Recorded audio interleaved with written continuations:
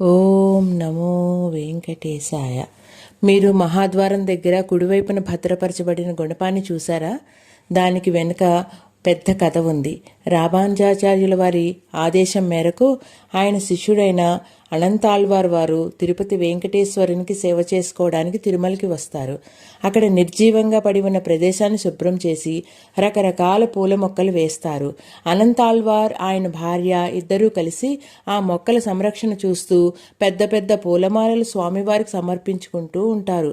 ఇంతలో వేసవి కాలం వస్తుంది. మొక్కలు వాడిపోవడం మొదలవుతుంది. మొక్కలకు నీటి సమస్య లేకుండా ఒక బావిని తవ్వాలని అనంతుల వారు అనుకుంటారు.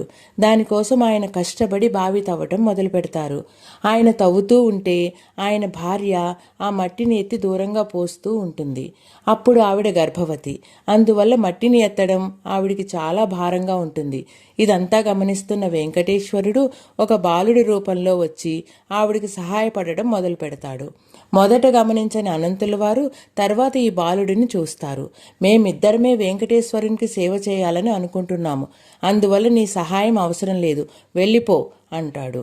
ఆ స్వామి ఈయన రమ్మంటే వచ్చాడా, పొమ్మంటే పోవడానికి మాట్లాడకుండా పనిచేసుకుంటూ ఉంటాడు.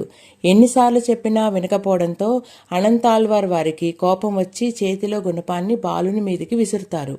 అది ఆ బాలుడికి గడ్డం దగ్గర తగులుతుంది. బాలుడు వెంటనే పరుగు మొదలు పెడతాడు.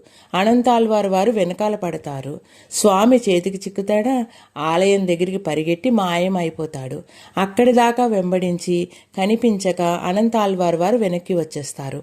తర్వాత పూలమాలలు తీసుకుని స్వామి దగ్గరికి వెళ్ళినప్పుడు ఆయన గడ్డం దగ్గర గాయమై రక్తం కారడం చూస్తారు. అప్పుడు ఆయనకు అర్థం అవుతుంది, వచ్చినది ఆ గోవిందుడు అని. స్వామిని గుర్తించలేని అజ్ఞానానికి ఏడుస్తూ ఆ రక్తం ఆగడానికి పచ్చ కర్పూరాన్ని గడ్డం దగ్గర పెడతారు. అప్పటి నుండి శ్రీ వెంకటేశ్వర స్వామికి గడ్డం దగ్గర పచ్చ కర్పూరం పెట్టడం ఆనవాయితీగా వస్తోంది.